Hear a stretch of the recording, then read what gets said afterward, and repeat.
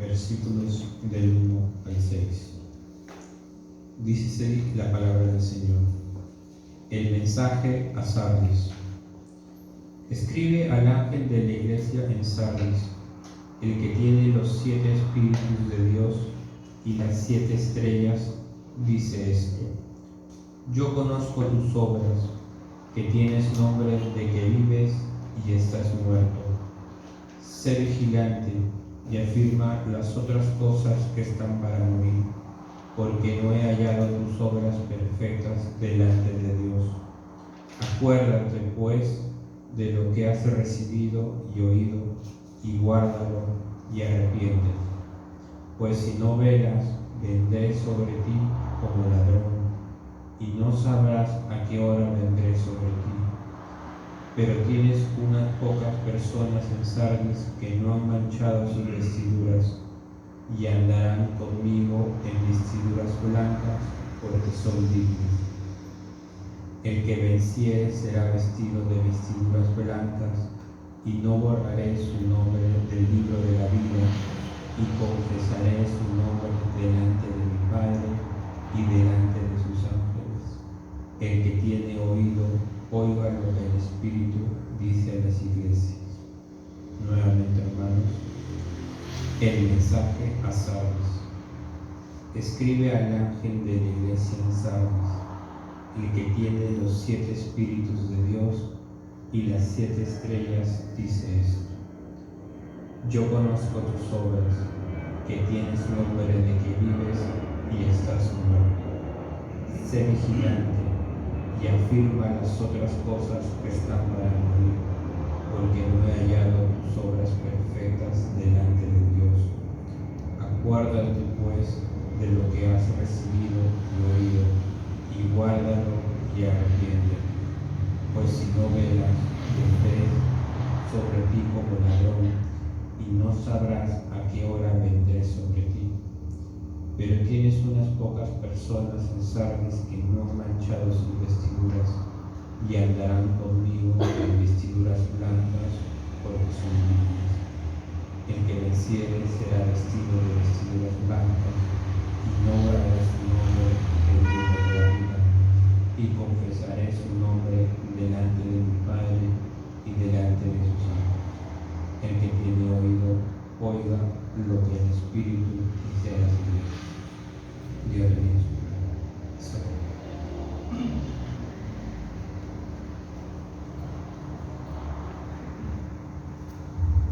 ¿Qué tal, mis hermanos? Qué bueno es poder estar en la casa del Señor para poder tener este tiempo de adoración. No hay nada más importante en la semana que este día, el día del Señor. Todo lo demás queda relegado. Este es el tiempo que Dios nos ha regalado para poder estar juntos, para poder adorar al Señor. Y como hemos visto en estas semanas, el mensaje a la iglesia de Sardis, un mensaje que creo que debemos de meditarlo una y otra vez, porque mucho de lo que está allí contenido en este mensaje se aplica a nuestra vida. Esta es una iglesia que tenía como característica la negligencia. Se le ordena a esta iglesia ser vigilante. Ser vigilante porque se había adormecido y había confiado en una falsa seguridad.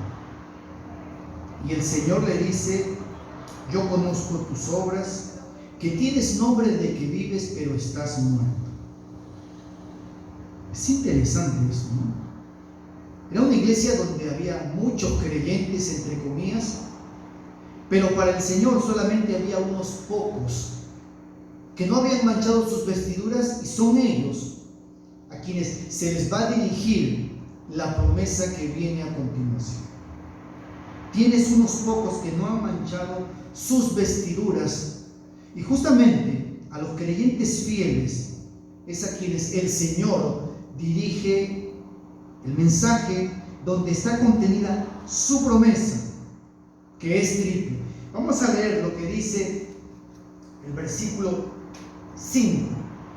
El que venciere será vestido de vestiduras blancas, y no borraré de su nombre del libro de la vida, y confesaré su nombre delante de mi Padre y delante de sus ángeles. El que tiene oído, oiga lo que el Espíritu dice a las iglesias.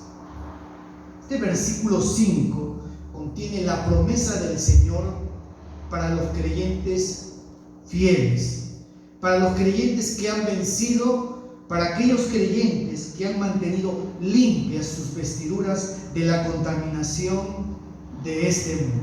Y es una bendición triple, una promesa triple que está contenida en este versículo. Número 1 dice: el que venciere será vestido de vestiduras blancas. En segundo lugar dice: su nombre no se borrará del libro de la vida. Y en tercer lugar, su nombre será confesado por el Señor delante de Dios y delante de sus ángeles. Vamos a comenzar viendo qué significa y cómo se aplica a nuestras vidas esta triple promesa que se encuentra en el versículo 5 de este capítulo 3 del libro de Apocalipsis. El que venciere será vestido de vestiduras blancas. Notemos que siempre las promesas del Señor en las cartas, en estos mensajes de Apocalipsis, están dirigidas a los vencedores. No es para todos, es para los vencedores. Un creyente fiel es siempre un vencedor. Un creyente genuino es siempre un vencedor.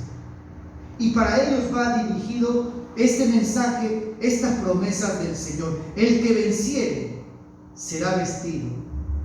Fíjese la voz pasiva del verbo. El que venciere será vestido por el Señor. Él no se va a vestir a sí mismo. Es el Señor quien revestirá de vestiduras blancas a todo creyente vencedor. Dicho esto, vamos a desarrollar qué significan estas vestiduras blancas, qué significan y cómo se aplica esto a nuestras vidas el día de hoy. Bueno, en el mundo antiguo, las vestiduras blancas se usaban en ocasiones especiales. Cuando Roma tenía una victoria sobre sus enemigos, se les decía a los habitantes que se vistan totalmente de blanco para conmemorar la victoria que había tenido Roma sobre sus enemigos. Era una ocasión especial, todos vestían de blanco, todos sabían que estaban celebrando la victoria que Roma había tenido sobre sus enemigos. De tal manera que cuando el Señor Jesucristo dice: el que venciere será vestido de vestiduras blancas, está indicando justamente que las vestiduras blancas deben recordar al creyente que es el símbolo de la victoria de todo creyente genuino sobre el mundo, sobre el diablo, sobre el pecado. Ustedes recuerdan que el apóstol Juan en su primera epístola dice: todo lo que es nacido de Dios vence al mundo. El creyente verdadero tiene la victoria sobre el mundo. Y esta es nuestra victoria, añade el apóstol Juan, que ha vencido al mundo, nuestra fe.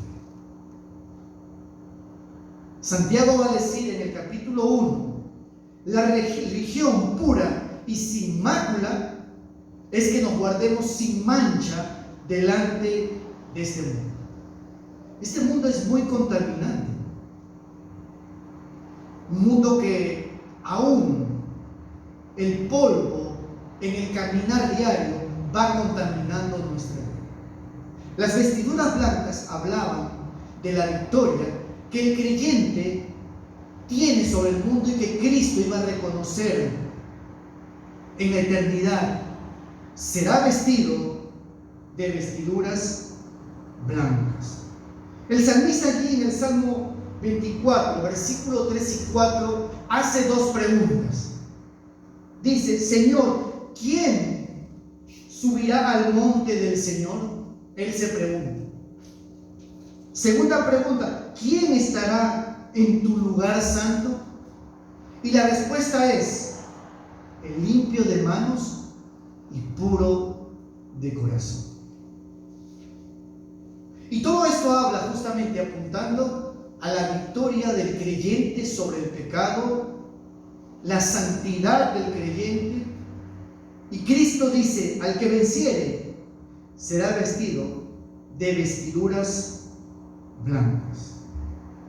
Pero también las vestiduras blancas se usaban en ocasiones como, por ejemplo, las bodas. En las bodas también la gente vestía de blanco porque era una celebración muy especial. Y la Biblia justamente habla acerca de esto, y vamos a ir a Apocalipsis, capítulo 19. Avanzamos unas páginas más. Apocalipsis, capítulo 19.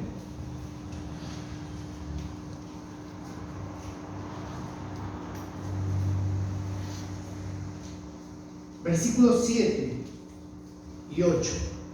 Mire lo que dice el texto allí, hablando ya de la eternidad, cuando la iglesia está delante del Señor. Y aquí está hablando de las bodas del Cordero. Y dice así el texto bíblico: gocémonos y alegrémonos y démosle gloria, porque han llegado las bodas del Cordero y su esposa se ha preparado.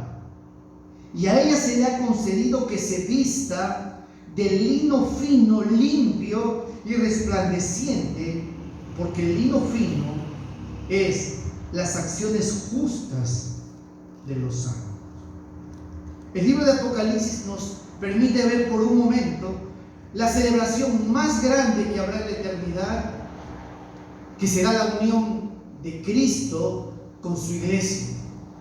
Y su esposa se ha preparado de lino fino y resplandeciente, porque es la ocasión especial. Las vestiduras blancas justamente se usaban para ocasiones muy importantes. Y vaya que esta ocasión, donde se celebrará la unión de Cristo con su iglesia, tenían que estar adecuadamente vestida su iglesia y todos los que van a participar de esta celebración. No hay celebración más importante que esta.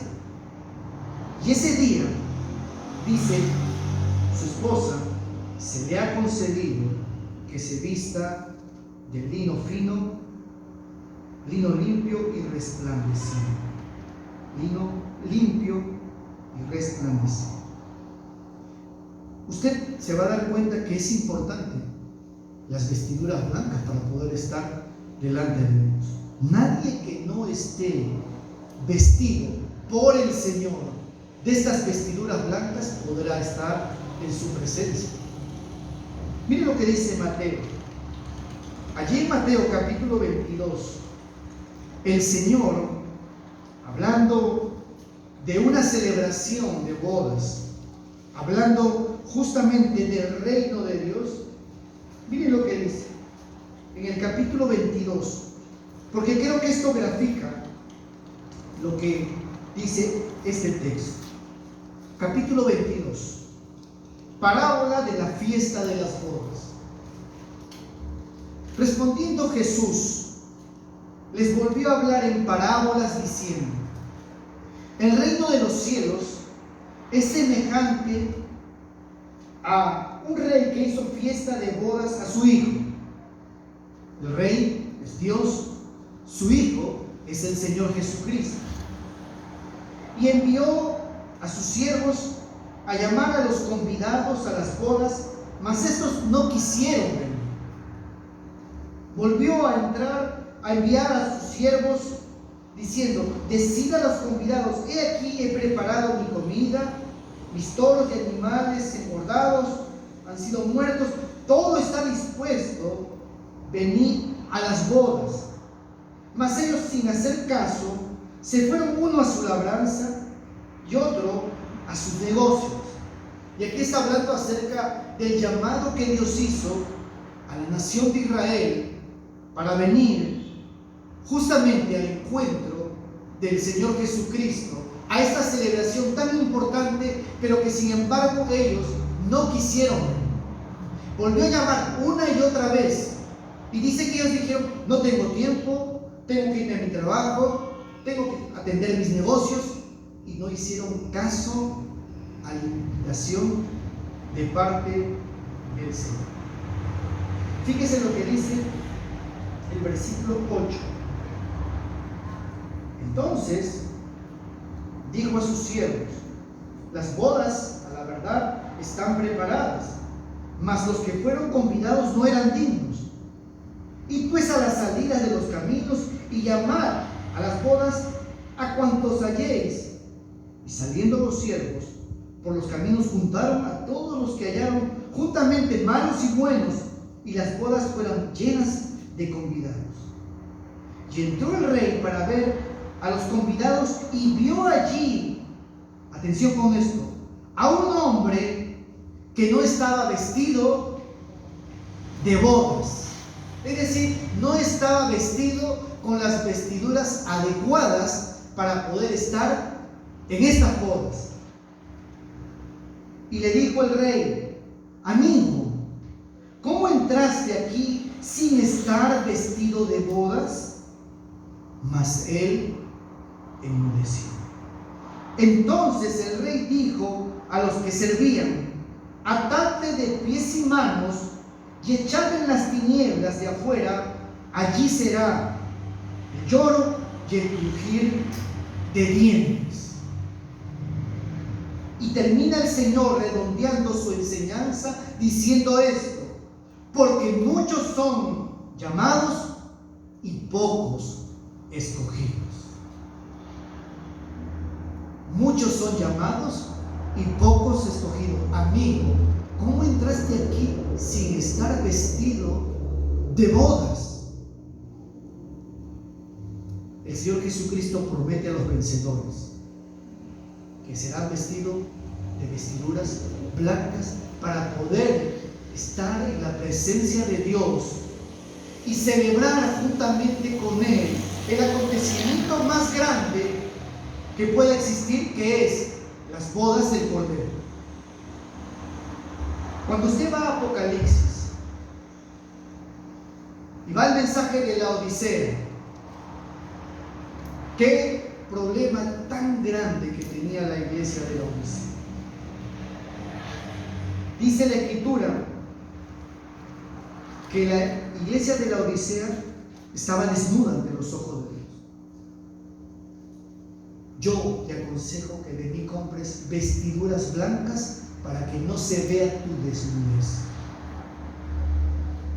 Nadie que no esté preparado adecuadamente por el Señor podrá entrar a la presencia del Señor.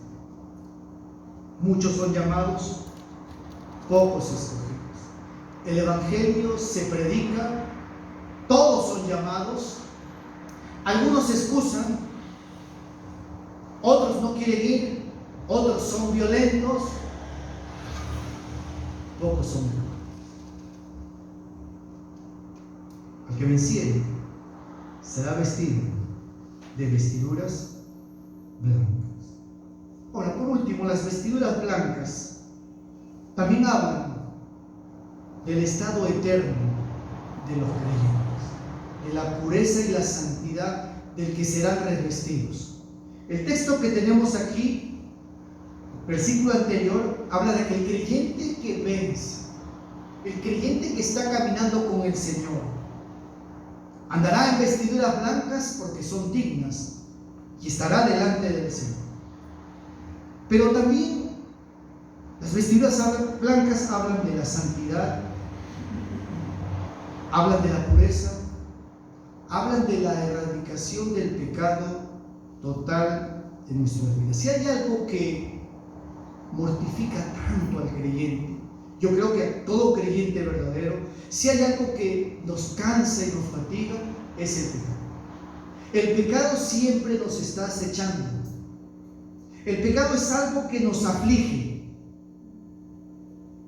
Pablo lo expresó en Romanos capítulo 7, versículo 22, cuando él dice: ¿quién me librará de este cuerpo de muerte? Vamos a leer el texto completo, Romanos capítulo 7, porque creo que esta es la experiencia de todo creyente en relación con el pecado. Romanos capítulo 7, versículo 22.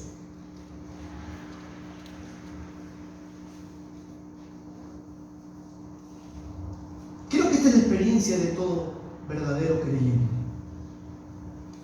Dice Pablo en el versículo 22: porque según el hombre interior me deleito en la ley de Dios. Y claro, nosotros nos deleitamos en la palabra del Señor. Pero dice Pablo, veo otra ley en mis miembros que se revela contra la ley de mi mente y que me lleva cautivo a la ley del pecado que está en mis miembros. Miserable de mí, ¿quién me librará de este cuerpo de muerte? Creo que esta es la experiencia del creyente, ¿no? Queremos agradar a Dios, queremos obedecer sus mandamientos, pero nuestra naturaleza, que aún permanece los rezagos de la naturaleza caída, no se sujeta a la ley de Dios y nos lleva cautivos. Y Pablo dice: miserable de mí, ¿quién me librará de este cuerpo de muerte? Él dice: gracias doy a Dios por Jesucristo, porque hay una solución. Pero las vestiduras blancas hablan de que llegará el momento en que seremos revestidos de una santidad perfecta. Ya no habrá que luchar más con el pecado, ya no habrá que resistirle más. Estaremos en la presencia del Señor con cuerpos totalmente transformados y glorificados, porque dice la Escritura que el pecado no entrará jamás en su presencia. Y serán tiempos de gozo y de alegría sin igual. El pecado está constantemente acechando ahora al creyente. La palabra de Dios nos manda a guardarnos de la contaminación del pecado, a resistir al pecado, a resistir al diablo, a vigilar nuestro corazón. Vigila tu corazón. Las vestiduras blancas, el que venciere será vestido de vestiduras blancas. Y dice más: y no borraré su nombre del libro de la vida. No borraré su nombre del libro de la vida. Este es un texto que ha ocasionado mucha controversia. Algunos ven aquí el sustento para afirmar que la salvación puede perderse. Yo he escuchado a varios. Aquí está, al revés, dice: y no borraré, lo cual indica que puede borrarse. Pero cuando tú estudias el texto, lo analizas un poco, te vas a dar cuenta que es todo lo contrario a lo que algunos afirman de que la salvación pueda perderse. En primer lugar, cuando usted lee: y no borraré su nombre del libro de la vida, la partícula no de negación en el griego literal es una partícula de doble negación. Si quisiéramos traducir el pasaje no borraré, literalmente podríamos traducirlo: de ninguna manera, nunca jamás al creyente vencedor su nombre será borrado del libro de la vida. Ahora, ¿qué cosa significaba el libro de la vida?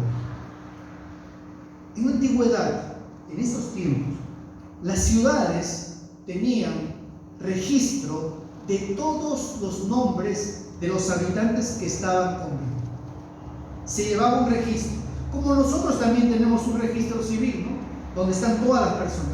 Pero ¿cuál es la diferencia? Que en estos libros en estos registros solamente se consignaban los nombres de las personas que estaban con vida. Una vez que una persona moría, automáticamente se borraba su nombre del libro de los vivientes.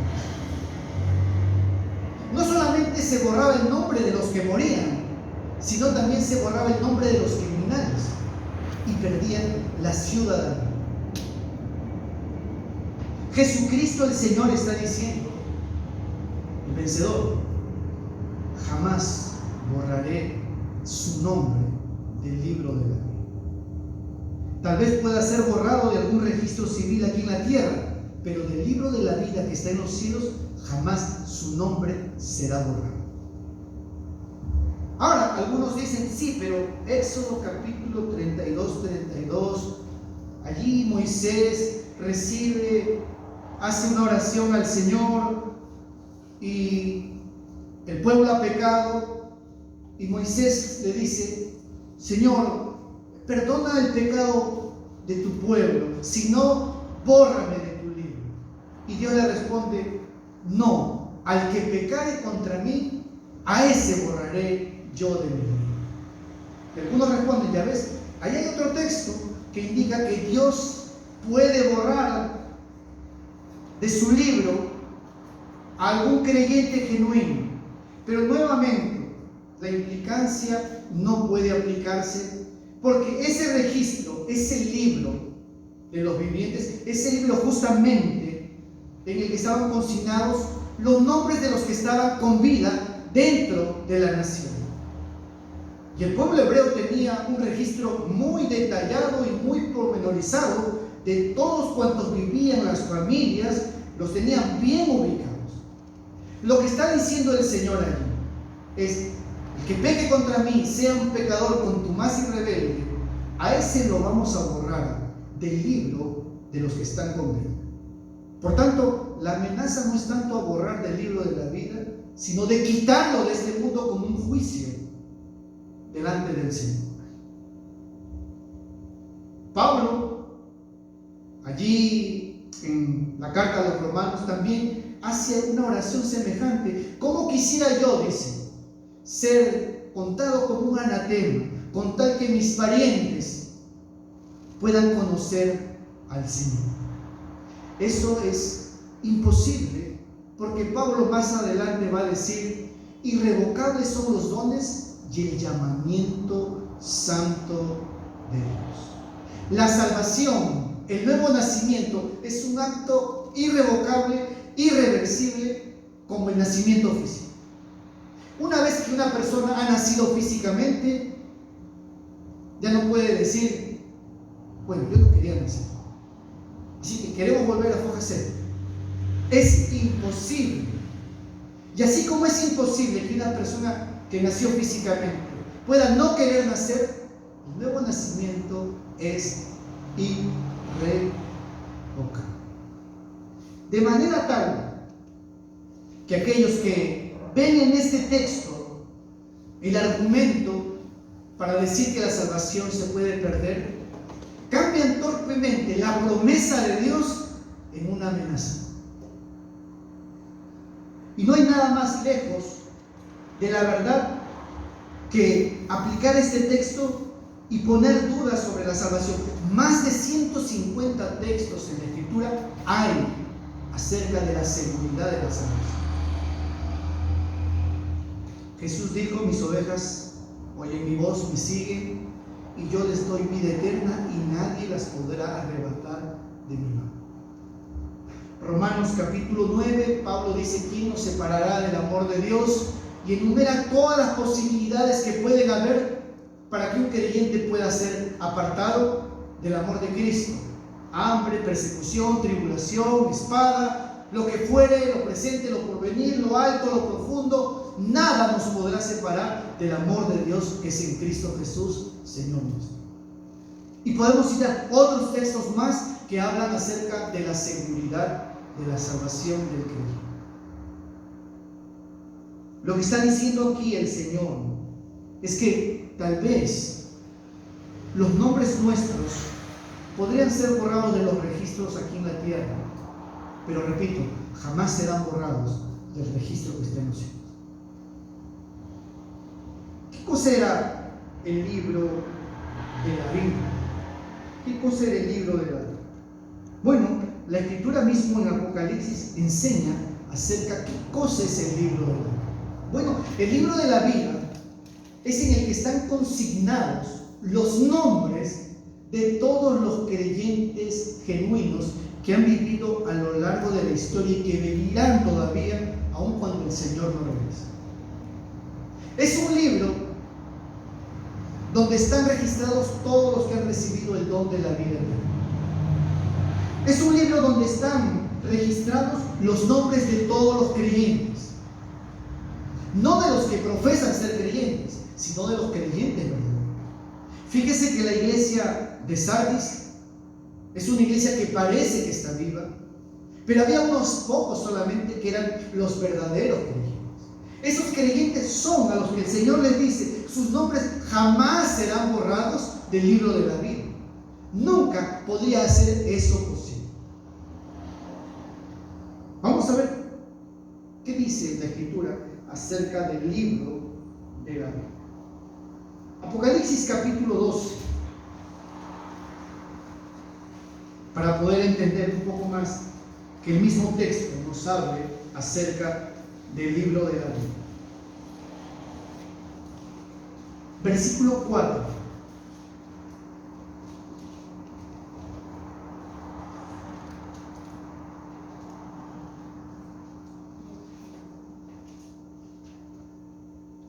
Perdón, capítulo 13. Miren lo que dice. Versículo 4. Y adoraron al dragón que había dado autoridad a la bestia. Y adoraron a la bestia diciendo, ¿quién como la bestia? ¿Y quién podrá luchar contra ella?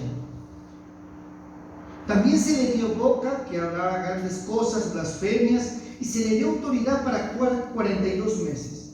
Y abrió su boca en blasfemias contra Dios, para blasfemar de su nombre, de su tabernáculo y de los que moran en el cielo. Y se le permitió hacer guerra contra los santos y vencerlos. También se le dio autoridad sobre toda tribu, pueblo, lengua y nación. Y atención con esto.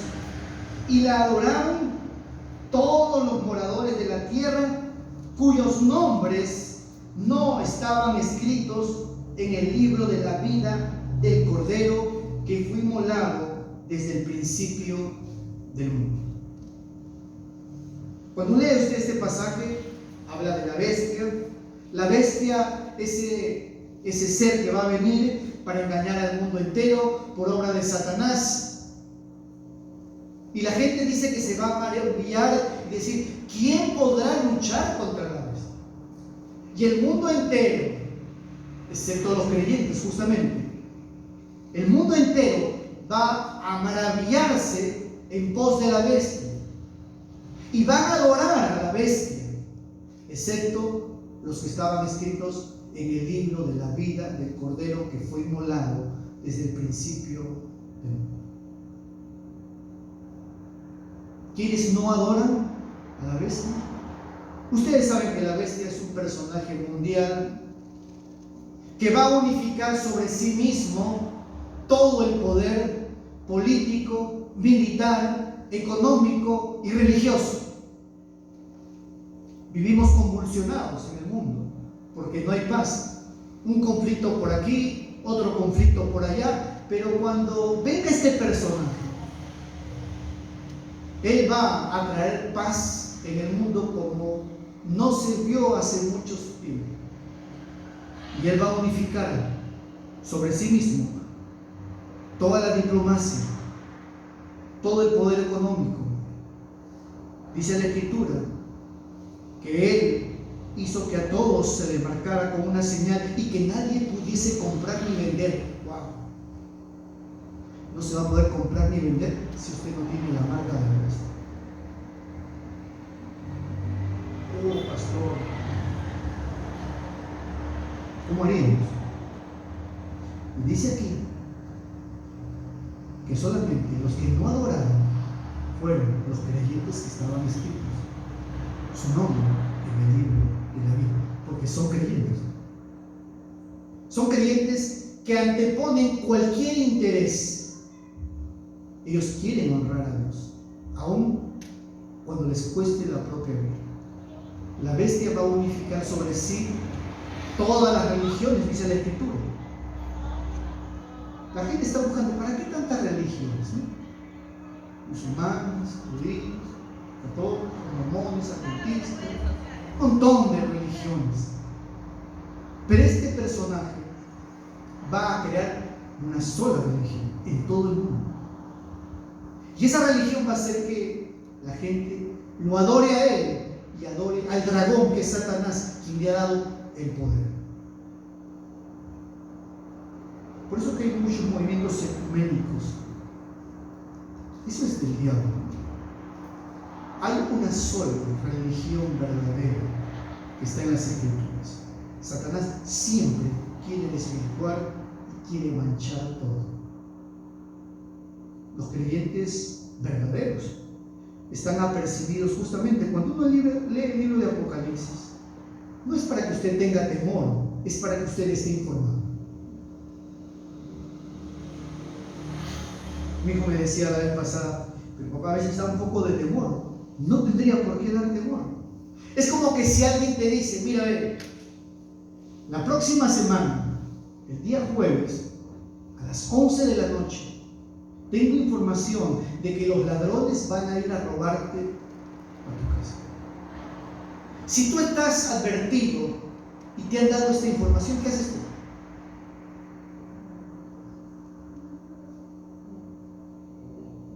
Jesús dijo, estad vigilantes, porque el Hijo del Hombre vendrá a la hora que no pensáis. Pero si el padre de familia supiera a qué hora vendría el ladrón, él vigilaría su casa para no ser robado. Pablo va a decir, nosotros no somos de la noche, sino del día, para que aquel día no nos sorprenda como ladrón. Al creyente ese día no lo sorprende, porque el creyente justamente interpreta la historia, lo que está sucediendo a la luz de la palabra de Dios. No adoran a la bestia los que están escritos, registrados en el libro de la vida de Cordero. Capítulo 17, por favor, de Apocalipsis, versículo 8.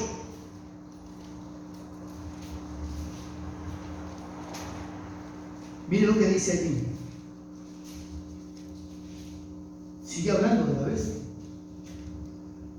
La bestia que has visto era y no es, y está para subir del abismo e ir a perdición. Y los moradores de la tierra, aquellos cuyos nombres no están escritos desde la fundación del mundo en el libro de la vida, se asombrarán viendo la bestia que era y no es y será. Aquí te da otro dato de la Escritura. Este libro de la vida no es un libro que recién se ha confeccionado, por así decirlo. Este es un libro que está desde la eternidad, cuyos nombres están registrados de los creyentes, de aquellos que Cristo quiso redimir, no por accidente, no por última hora, están escritos desde antes de la fundación del mundo. La salvación no es un accidente. La salvación es un plan predeterminado de Dios, y el plan de Dios siempre se cumple. ¿Quiénes se asombran en pos de la bestia? Aquellos cuyos nombres no están escritos en el libro de la vida. Y este libro de la vida está desde antes de la fundación. Capítulo 20, versículo 12. Mire lo que dice la Escritura. Y vi a los muertos, grandes y pequeños. Esto es el juicio final. De pie ante Dios, y los libros fueron abiertos. No, este no es el libro de la vida. Este es un libro donde están registrados todas las obras de los hombres. Porque la Escritura utiliza la imagen de un juicio, un juez, un tribunal. Y estos libros justamente contienen los expedientes que contienen justamente todas las obras y por las cuales uno va a ser juzgado. Vi a los muertos, grandes y pequeños, de pie ante Dios, y los libros fueron abiertos. Y otro libro fue abierto, el cual es el libro de la vida. Y fueron juzgados los muertos por las cosas que estaban escritas en los libros según sus obras. Y miren lo que dice, versículo 15. Y el que no se halló inscrito en el libro de la vida fue lanzado al lago de fuego. Fue lanzado al lago de fuego. Esta es la diferencia entre estar vivo y estar muerto. ¿Quiénes están inscritos en el libro de la vida? Los que han recibido el don de la gracia de la vida eterna. No estar inscrito es el equivalente a estar perdido eternamente. Y aquel que no se halló inscrito en el libro de la vida fue echado en el lago de fuego. Dicho sea de paso, el lago de fuego es el juicio y la condenación total.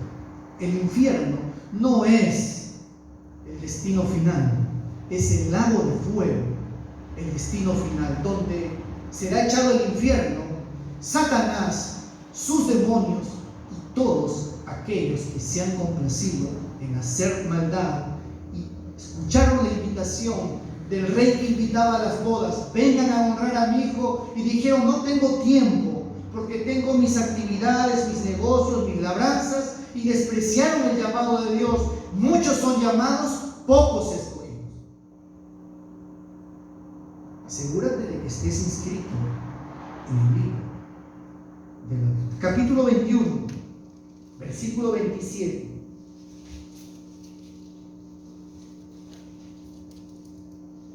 Hablando nuevamente de la eternidad: no entrará en ella ninguna cosa inmunda y que hace abominación y mentira, sino, esto es excluyente, solamente los que están inscritos en el libro de la vida del Cordero. La pregunta es: ¿cómo saber si yo estoy inscrito en el libro de la vida del Cordero? Hace 3 semanas vimos algunas señales con las cuales uno podía autodiagnosticar si estaba dentro de aquellos que han sido redimidos por el Señor. La primera epístola del apóstol Juan contiene 6 marcas indelebles que uno puede ver si verdaderamente yo soy parte del pueblo de Dios. Es como una resonancia magnética, por así decirlo, una tomografía que va hasta lo profundo y te dice si tú eres parte de aquellos que están inscritos en el libro de la vida. No va a entrar ninguna cosa inmunda que hace abominación, solamente los que están inscritos en el libro de la vida del Cordero, que fue inmolado desde el principio de la fundación del mundo. El libro de Hebreos dice: mantengamos firmes sin fluctuar nuestra esperanza, porque fiel es el que promete. Y nosotros oímos la palabra del Señor, y justamente la diferencia entre oír y escuchar es el corazón dispuesto a obedecer lo que la Escritura dice.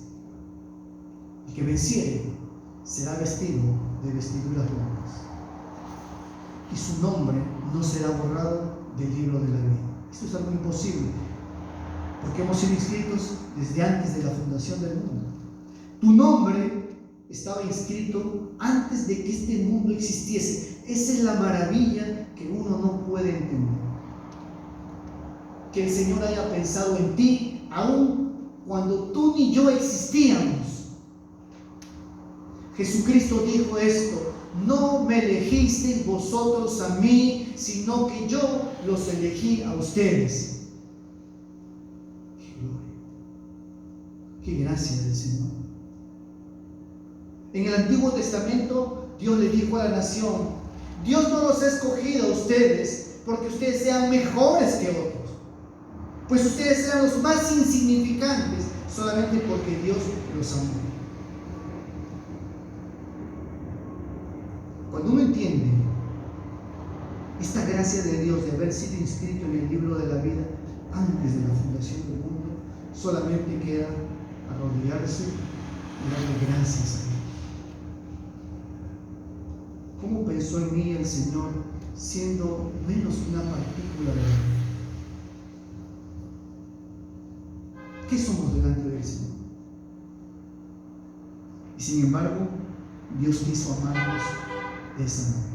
¿Le podíamos dar algo? ¿O le podemos dar algo? Job dice: ¿quién le dio a él primero para que él pueda retribuir? Dios responde: mía es la tierra y todos los que habitan en él. No hay nada que podamos darle. Él es el dueño de todo y quiso amarnos de esa manera. Volvamos al capítulo 3, porque las promesas terminan diciendo: y confesaré su nombre delante de mi Padre, delante de sus ángeles. Confesaré su nombre. La palabra homologueo significa declarar, hacer algo público. Y dice el Señor que en la eternidad Él confesará el nombre de los vencedores delante de su Padre, delante de los ángeles. Está hablando de la corte celestial. Ustedes saben que hay más ángeles que habitantes en el mundo.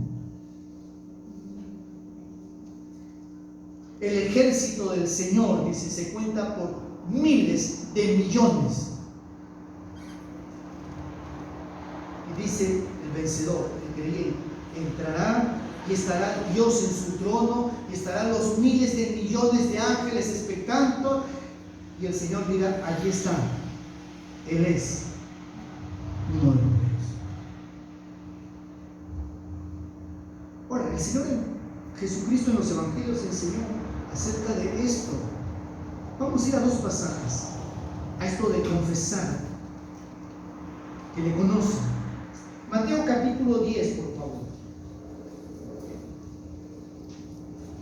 Mateo capítulo 10.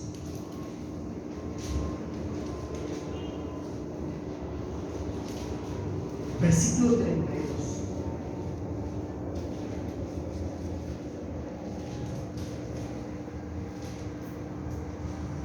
Mateo capítulo 10, versículo 32. ¿Lo encontró? Mire lo que dice: a cualquiera pues que me confiese delante de los hombres, yo también le confesaré delante de mi Padre que está en los cielos. Y a cualquiera que me niegue delante de los hombres, yo también le negaré delante de mi Padre que está en los cielos. Ahora vamos a Lucas, capítulo 12, por favor. Lucas, capítulo 12.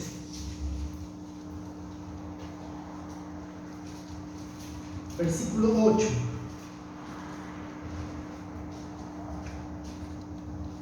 Os digo que todo aquel que me confiese delante de los hombres, también el Hijo del Hombre le confesará delante de los ángeles de Dios. Mas al que me negare delante de los hombres, será negado delante de los ángeles de Dios. De manera tal que cuando el Señor Jesucristo está diciendo: y yo confesaré su nombre, declarará conocer a cada uno de los suyos, está hablando justamente de esto que justamente los creyentes confesaban públicamente ser parte del Señor. En ese contexto no era tan fácil como ahora decir soy cristiano. Ustedes saben, muchos creyentes sufrieron persecución. Identificarse con Cristo era un peligro. Muchos de los creyentes fueron despojados de sus bienes, el Imperio Romano los persiguió, los creyentes judíos eran prácticamente declarados como muertos por la sociedad. Decir que eras cristiano y que eras seguidor de Cristo no era una cosa tan fácil como ahora. Y Jesús está diciendo: aquel que me confiese delante de los hombres, yo también le confesaré delante de mi Padre. Pablo va a decir en Timoteo que Dios es fiel y que Él no puede negarse a sí mismo, pero que si nosotros le negáramos, Él también nos negará. A veces tenemos algún tipo de temor, ¿no?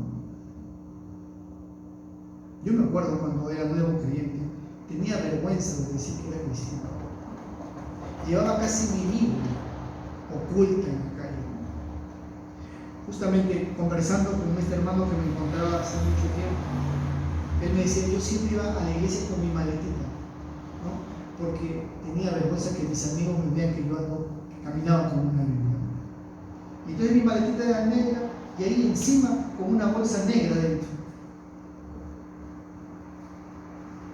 Sí, yo me acuerdo, estaba yendo en el carro, yo tenía una Biblia chica, ¿no? Y estaba regresando de la iglesia, ¿no? Y en eso sube un amigo del colegio, ¿no? Y entonces yo lo veo. Y entonces yo agarré mi Biblia y lo puse debajo de mi Biblia, ¿no? Y entonces yo digo: bueno, pero él se va a bajar después, ¿no? ¿Cómo voy a hacer para que no me vea? ¡Qué vergüenza! Me dice, va a creer que yo soy un religioso, ¿no? Y él venía y me conversaba y yo con mi Biblia bien chancada en la pierna, ¿no? Y entonces ya me dice: Daniel, que esto, sí, yo voy a bajar. Yo he hecho malabares, agarro la Biblia, me he puesto así bien pegada, ya nos vemos, chao, y me digo así, porque tenía vergüenza. ¿Tiene vergüenza usted de Cristo? Hay que tener vergüenza del pecado, ¿no? De ser humano. Qué terrible, ¿no? Sí, pasa eso. Hay que tener vergüenza de hacer lo malo delante de los ojos de Dios. Jesucristo dice: al que me confiese delante de los hombres, yo también le confesaré delante de mi Padre y delante de los ángeles. ¿Cómo se entiende mejor este pasaje? Bueno, otro pasaje de la Escritura trae más luz acerca de esto, de qué significa que Él va a confesar su nombre delante de los ángeles. Vamos a Mateo capítulo 7, por favor.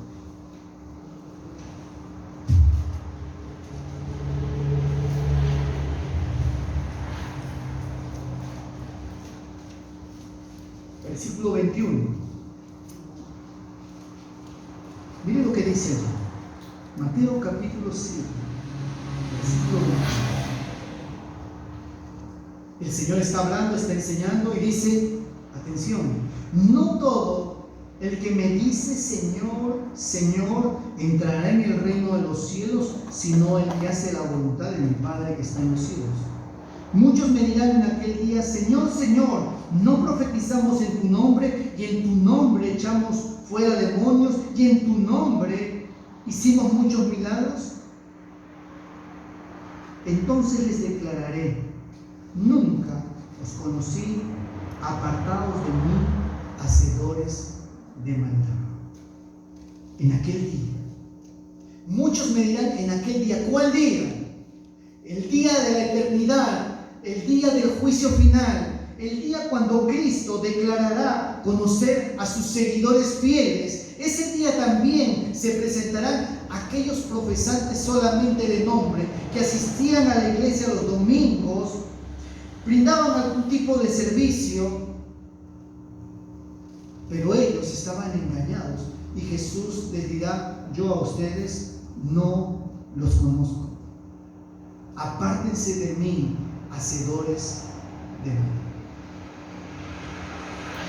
yo conozco a estos, mis redimidos, creyentes fieles, que no han manchado sus vestiduras. Venid, benditos de mi Padre, a heredar el reino de Dios preparado desde antes de la fundación del mundo.